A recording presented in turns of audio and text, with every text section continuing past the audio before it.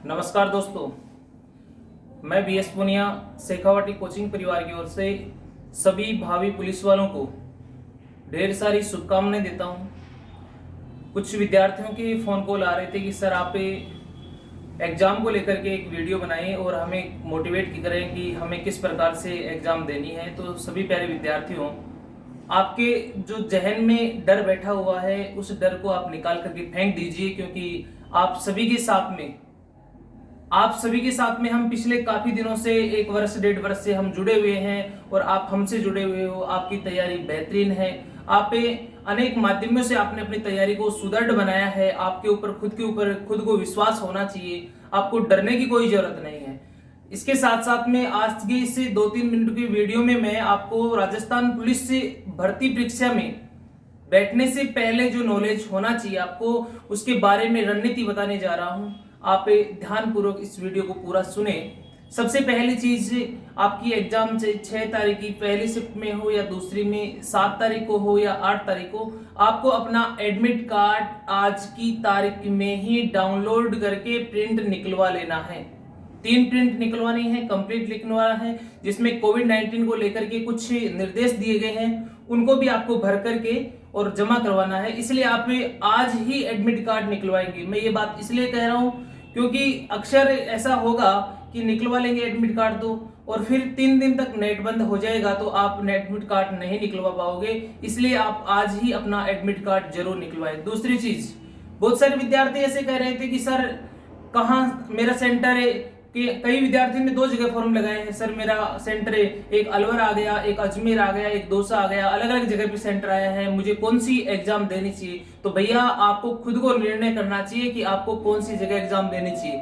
इसके साथ में आप बंद कमरे में बैठ करके ये सोचे कि मुझे कहाँ से एग्जाम देनी चाहिए, कहाँ से एग्जाम नहीं देनी चाहिए। कल को मान लीजिए आपने किसी से पूछा और उसने बताया कि भाई आप अजमेर नहीं, आप अलवर से एग्जाम दे लीजिए, और जहां आप एग्जाम देने जा रहे थे, खुद ने सोचा था, वहां से आपने एग्जाम नहीं दी और किसी के कहने से दूसरी जगह पे एग्जाम दे दी, और वहां की मेरिट में और वहां की मेरिट में 1 नंबर का फर्क रह गया, और आप किसी कारणवश 1 नंबर से ही रह गए, तो आप हमेशा हमेशा के लिए उस इंसान को गाली देते रहोगे। इसलिए पहली चीज, खुद के ऊपर आप सोचो कि मुझे कहां से एग्जाम देनी है और कहां से नहीं देनी है। फिर भी आपको किसी प्रकार की कोई समस्या हो तो आप कांटेक्ट करके मुझे पूछ सकते हैं, और भी आपके किसी भी आपको जिस पे कॉन्फिडेंस है, विश्वास है, आप उससे पूछ सकते हैं।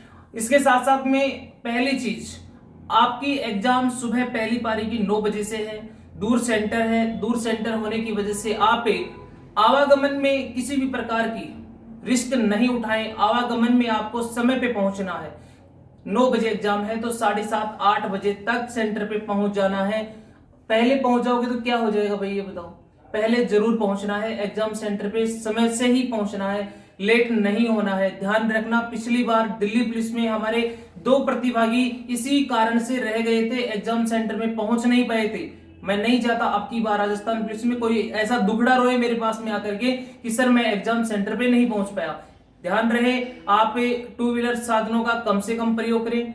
4-5 लोग मिलकर के समूह के अंदर गाड़ी लेकर के चले जाएं, समय से जाएं। गाड़ी वाला अगर गाड़ी सही ढंग से नहीं चला रहा है उसको टोके कि गाड़ी को सही तरीके से चलाएं। सुव्यवस्थित जाएं, अच्छा खाना खा करके जाएं, घर का खाना खा करके जाएं, साथ लेकर के जाएं, पानी पी करके जाएं। ध्यान रहे, अगर 2 घंटे आपका दिमाग, ये जो आपका मॉनिटर है, ये अगर सही से रहा वहां, तो आप बहुत कुछ कर सकते हो।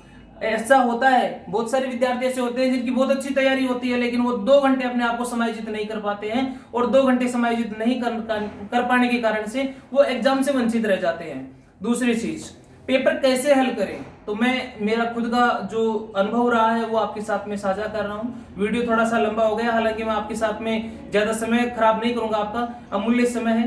पेपर कैसे करें, सबसे इंपॉर्टेंट बात अब की बार यही रहेगी, कोई पार्ट पास करने की जरूरत नहीं है कि ये पार्ट मेरा रह जाएगा तो क्या होगा, ये रह जाएगा। आपके जितने ज्यादा नंबर आएंगे वो वैल्यू रखेंगे। ध्यान रहे दोस्तों, 150 क्वेश्चन है, 120 मिनट का समय है, जिसमें ओमार शीट में आपको भी गोले भी काले करने पड़ेंगे। समय बहुत कम है, पेपर को पढ़ना भी पड़ेगा। इधर उधर की ताक झांक में ध्यान नहीं दें, केवल और केवल अपना ध्यान पेपर में, ओमार शीट में होना चाहिए। फालतू चीजों में ध्यान नहीं दें। इसके साथ में अगर आपके कमरे में किसी प्रकार की चीटिंग हो रही है उसका जरूर ध्यान दें, चीटिंग ना होने दें। रूम में किसी प्रकार की चीटिंग हो रही है आप भी बिल्कुल जोर से बोलें कि क्या हो रहा है, ऐसा नहीं होने देंगे हम। इस बात का जरूर ध्यान रखना। आपका पड़ोसी के साथ में कोई चीटिंग करवा रहा है उसको पास करवा देगा और आप बैठे बैठे वहां देखते रह जाओगे। इस बात का विशेष ध्यान रखना है। कोई भी अगर आपको ऐसा अभद्र कार्य करता हुआ पाया जाए आप बिल्कुल जोर से बोले, और जोर से बोलेंगे तो आपकी आवाज सुनेगा, बाहर खड़े पुलिस वाले भी सुनेंगे। ध्यान रहे पेपर को हल करते समय रीजनिंग को पकड़ के नहीं बैठना है। रीजनिंग का ज्यादा महत्व है मानता हूं, लेकिन सबसे पहले आपको जीके, महिला बाल विकास, साइंस, कंप्यूटर इनको ही हल करना है। उसके बाद में आपको रीजनिंग में ध्यान रहे। रीजनिंग में ऐसे प्रश्न आएंगे जो आपको आते हैं, आप कर सकते हो, लेकिन समय के अभाव में आप नहीं कर पाओगे।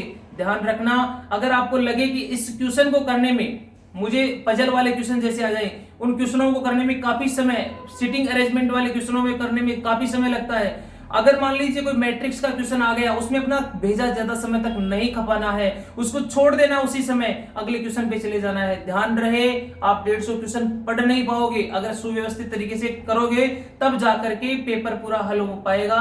इसलिए आपको जल्दी से जल्दी अटेम्प्ट करना है, समय को बर्बाद नहीं करना है। ओमार शीट कैसे भरे सर? एक साथ भरे, एक साथ नहीं भरना ओमार शीट को। जीके कर लिया, जीके करने के तुरंत बाद में जीके की ओमार शीट फास्ट भरनी है।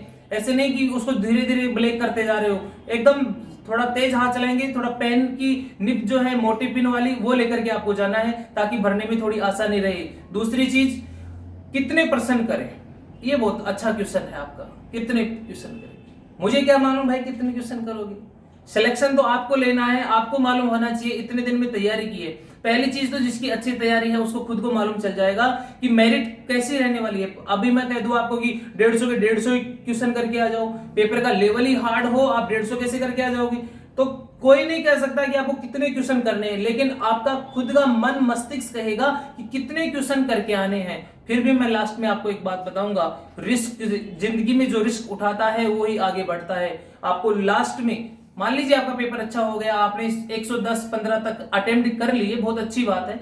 मेरे को भी जहां तक अनुभव है 115 तक जिसने अटेम्प्ट कर लिए बहुत श्योर सिलेक्शन के अंदर आ जाएगा। 120 तक लगभग हो जाएगा, उसका कोई दिक्कत नहीं आएगी। लेकिन फिर भी दोस्तों, अगर आपको लगता है कि मेरे 5-7 क्वेश्चनों में, कितने क्वेश्चन बता रहा हूं, केवल 5 से 7 क्वेश्चनों में मुझे थोड़ा डाउट है कि मैं ये कर लूं या ये कर लूं, ऐसे क्वेश्चनों में जहां आपके 2 ऑप्शन पे नजर है, ऐसे में आपको 5-7 क्वेश्चनों पे रिस्क जरूर उठा लेना है। लेकिन लास्ट में एक तुक्का पद्धति भी बता रहा हूं।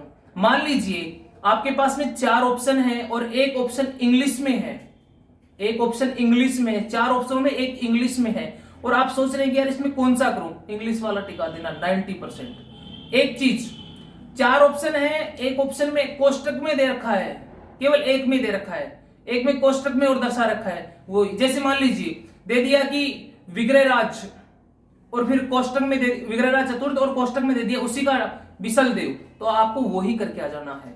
एक चीज आपको लगे महिला बाल विकास में कि उपयुक्त सभी, और आपको कुछ नहीं आ रहा है, आप उपयुक्त सभी करके आ जाना।